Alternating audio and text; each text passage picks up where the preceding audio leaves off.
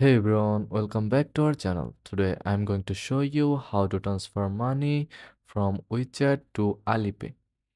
Let's get started. First of all, open your WeChat app and make sure your WeChat Pay account is set up and linked to a bank account. If it's not linked, go to Me, then WeChat Pay, then Wallet and add your bank card.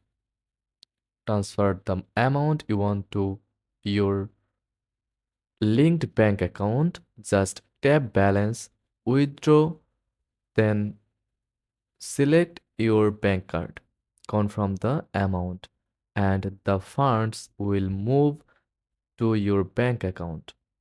Open the Alipay app and go to balance. Select add funds, choose your linked bank account, and transfer the money from your bank to Alipay.